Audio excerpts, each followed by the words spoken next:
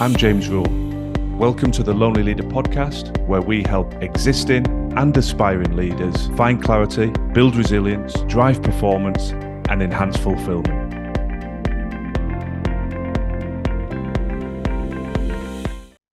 Creating an empowered mindset. That's the focus of today's episode, and it's something that comes up frequently in my work as a high-performance coach, mentor, and trainer. Everybody wants an empowered mindset, but not everybody understands how to facilitate it. We have a notion, a philosophy, if you will, at the Lonely Leader called the 3Ms, and that's mindset, methodology, and momentum. Everything starts on a foundation of mindset.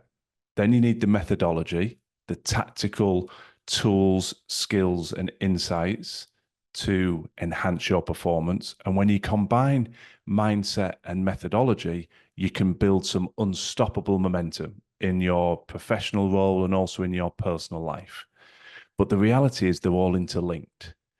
You can have all this technical competency, the training, all the skills, the tools, and the strategy that you need.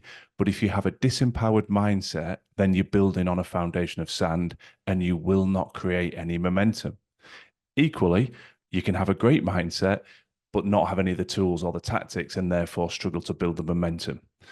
So today's very much talking about that foundation. How do we build that rock solid foundation and create an empowered mindset? And I've got 6 tips that I'm going to share with you in this episode. But before I get into those tips, I just want to set a little bit of context. And that is that we have to manage expectation. We might see some people that we work with or people that we admire and operate under this notion that they are in a permanently empowered state. They've always got a really empowered mindset. And that's not reality. Nobody is a robot.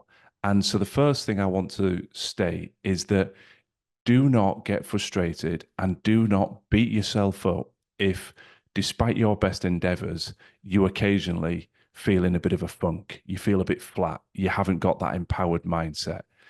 I spend every waking minute practically either coaching, training, and mentoring people to empower the mindset or researching and reading around the subject. And despite all that knowledge and practical insight, I have numerous times where I don't feel as sharp as I want to, where I feel in a little bit of a funk. So first things first, do not beat yourself up, but immediately shift the focus into thinking, what are the triggers that are causing this? Now, sometimes it's a person, sometimes it's a situation. And as simple as it sounds, it can be as easy as just creating a little bit of distance from that person or situation is all that's required to start bringing the mindset back into a more empowered state. Now, that isn't always practical, particularly when it's someone that you maybe work with or somebody that you are forced to interact with. It's very difficult just to say, I'll remove that person or that situation from my life. Then in that scenario, it's much more about bringing your focus back to the simple question, what can I control? Now, it's a T-junction for me, that question. Going down one way are all the things you can't control. And you have to find the strength and the discipline to try and step back from that, because you are just burning up energy and creating higher levels of frustration, obsessing and focusing on things that are beyond your control. Now, going the other way down the T-junction are all the things that you can control. However easy or difficult they may be, they sit within your wheelhouse. They are things that you can do. And naturally, that's the way we have to turn at the T-junction. We have to walk towards the things that we can control. And that's where these 6 tips come to the fore. So tip number 1 is creating quality morning and evening routines. Now, I talk a lot with clients about what you can genuinely control and what you can't control. The first hour of every day and the last hour of every day, in my opinion, is very much within your control. You can choose how that routine evolves. Now, I accept once those hours have passed, once you are crossing the threshold into the office, you do not have 100% control over how the day will unfold. There will be emergencies, there will be calls, there will be emails, there will be knocks at your door that take you down paths and discussions and areas that were not necessarily on your radar when you woke up in the morning.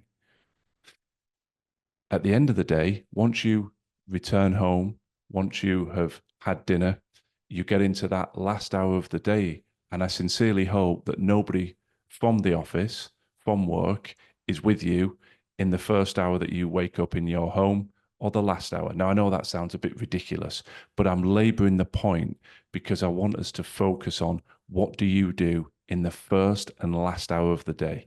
This overlaps into so many areas that I've spoken about and speak about with clients. How do you recover? How do you optimize sleep quality, etc.?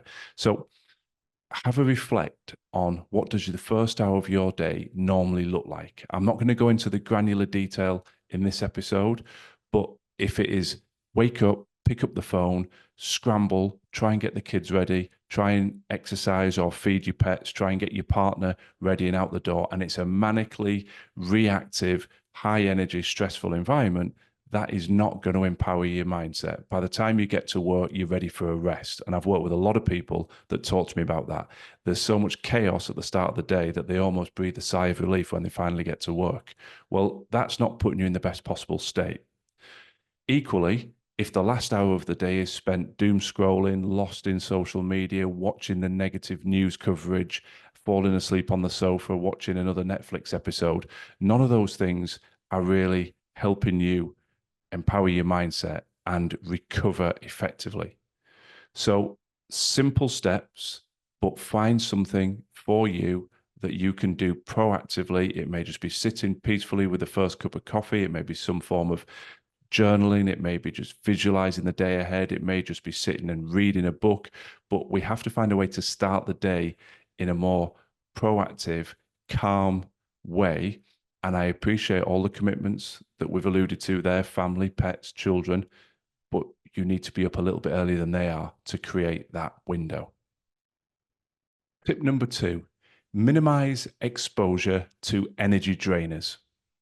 Now, energy drainers come in multiple forms. It could be a person, it could be a thing. The thing might be the news coverage, it might be a social media account. We have to be able to have the discipline to step back and become conscious of what we are engaging in and how it makes us feel. So I'm very careful to always stipulate that, because you might go on social media or you might sit in front of the news, and whilst it's unlikely, in my opinion, come away from that energized, enthusiastically ready to take on the rest of your day, or if it's at the end of the day, relaxed and prepared for a good night's sleep. And if that's the case, that's absolutely fine.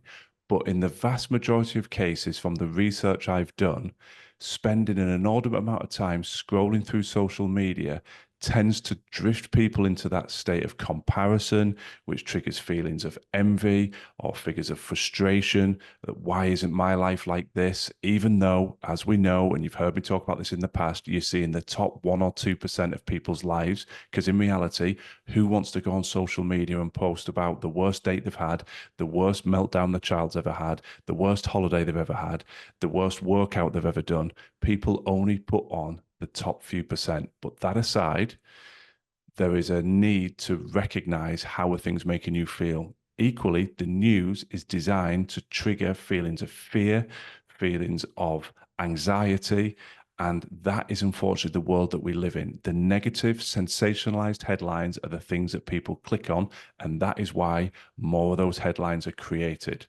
How often do you finish watching the news and think, wow, I'm ready, I'm energized, I can't wait to tell people about everything I've just seen or heard? Now, that's not to trivialize the horrendous things that are happening and being shared with us on the news, far from it. What I'm talking about here is empowering your mindset. And if you are consistently exposing yourself to things, the news and social media, that is draining you and disempowering your mindset, then you need to say enough is enough, put a line in the sand and take the steps to minimize that exposure, or go through a period of cold turkey. For instance, you may listen to the news in the morning, or you may listen to it on the way to work, or you may check in on your social media in the early evening when you come home from work, but then you put a line on to say, I'm not watching the news again in the evening before I go to bed, and I'm not engaging in social media again, to ensure that you're in the right headspace, relaxed and ready for a restful evening ahead. Now, equally, energy drainers can also be people. And a lot of us suffer that out of a sense of obligation. Perhaps it's family, perhaps it's friends that we've known for many, many years. Now, I'm not advocating cutting everybody off, being super ruthless just because you've had one bad interaction with a family member or a friend. But life is short. We only get one life. It is not a dress rehearsal. So if you are consistently being exposed to people that when you come away from those interactions, you feel frustrated or flat, then we need to really start to question, why are you doing it? Is that the only person you can interact with? Is that the only friend in the world that you have? I would wager it isn't, but you're into some sort of routine where at a certain point in the week or the month, you always see a certain group. And maybe it just takes the discipline to say, I'm going to give a pass to that particular event and I'm going to connect with another friend instead. Or, that particular family event, there's one individual there, I'm going to just give a bit of a wide berth to and focus on other family members. So becoming consciously aware of who energizes you and who drains you, because that draining effect does impact your mindset. And the ultimate acid test here that I think epitomizes who is a drainer and who is an energizer is how you react when their name pops up on your mobile phone screen.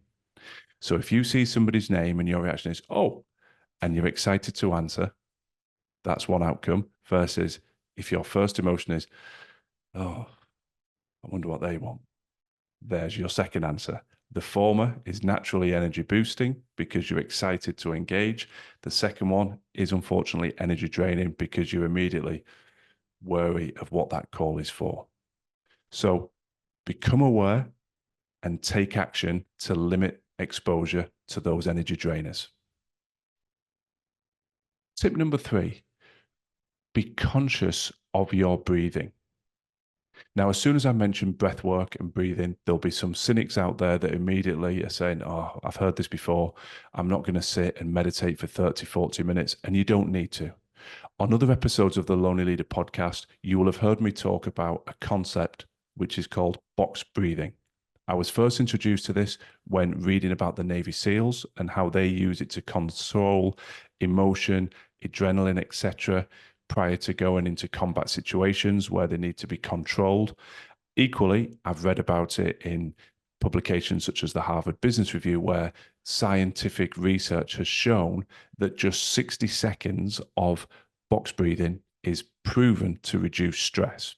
Now, why I'm so attracted to this is we all lead busy lives. And one of the biggest barriers and points of resistance I encounter with people when I first start working with them is I haven't got time. I haven't got time to do this. I haven't got time to do that. And if I was to suggest doing big blocks of breath work during the day, it wouldn't happen. But if I challenge people to say, can you find 60 seconds at least once a day? It's a very, very difficult position to say, no, I can't. And then we can build from there and do it several times a day. But as with all things, try it. And if it doesn't work for you, then disregard it. But what I would say is almost 100% of the cynics that roll their eyes at me when I've mentioned this originally become big advocates. And box breathing is very, very simple. Take a deep breath, not a shallow breath in the chest, a deep breath in the stomach. Inhale for 4 seconds, hold it for 4 seconds, exhale for 4 seconds, and repeat that cycle for 60 seconds. And I won't go into all the science and how that addresses the chemicals and things within your body, but the ultimate proof is in how it makes you feel. And I urge you that when you feel that creep of anxiety or stress levels building, or you're just feeling a bit of a funk, it's a great little reset tool, a bit like rebooting the computer when it's not working. It doesn't take a lot of effort. Press the button.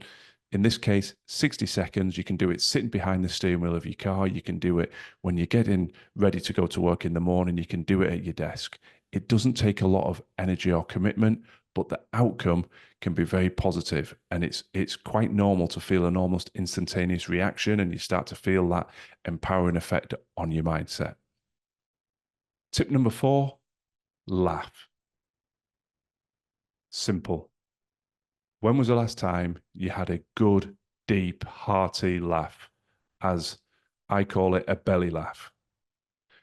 It is so good for your mindset. I'm not reinventing the wheel. I make no apologies for stating the obvious. Whether it's watching something on the television, listening to a show, going to see some sort of comedy performance, or just a simple, good old-fashioned catch up with a friend that has the ability to create laughter as you reminisce together or you discuss something that's happened. We've all got, hopefully, that outlet somewhere. I've got a couple of very close friends that I can guarantee whatever mood I'm in, when I talk to them, they lift my spirits and they will have me laughing at some point in our conversation together. Now, the discipline required here is to stay connected to those things. Wherever you can find that source, whatever the activity is, with a person at an event, whatever it is, ensure that you are connecting with that or them regularly. Because the simple impact of laughter is almost unprecedented compared to everything else we're talking about. It's so easy to do, and it's so impactful when we do it. If you want to empower your mindset, find a way to laugh more regularly. Tip number 5, eat that frog. Now, eat the frog. There'll be a few people know exactly what I'm talking about, and there'll be some people thinking I'm going slightly mad. So there is a book by that title. I think the author's Brian Tracy, and the principle is very much about doing that unpleasant task on your to-do list at the start of the day. So in that context, when you think about what you've got on your personal to-do list, there'll be some low-hanging, easy activities that you'll be drawn to, points of admin, catching up on emails, certain calls, certain tasks that you could just get that dopamine hit by crossing things off. But there'll be something on there. This is where the frog originates. There'll be a task, a meeting, a piece of work, a report, an email that needs a response, a performance appraisal that needs to take place with somebody who's perhaps not performing, a disciplinary potentially. Whatever it is, there'll be something that you're shying away from.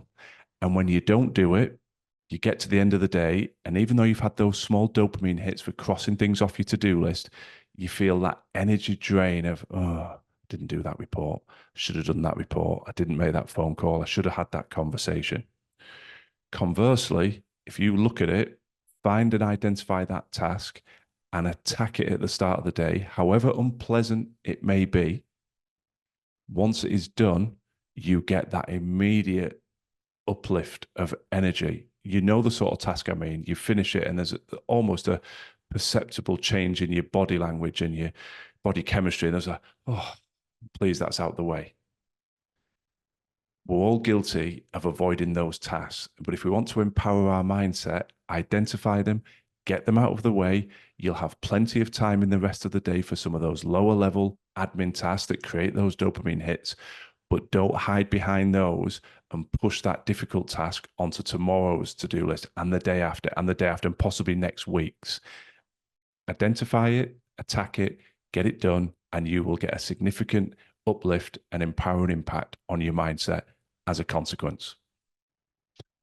My last point, point number 6, do a good deed. Now, that might sound a bit fluffy, but I'm a passionate advocate of this. If you do a good deed to help somebody, it is the ultimate win-win. Naturally, the recipient of the good deed benefits, but I would argue that the doer of the deed gets just as much, if not more. The impact on our mindset of having helped somebody, and I don't mind what scenario we talk about. It might be an act of random kindness to a stranger in a supermarket, helping somebody move their shopping. It might be holding a door open for somebody.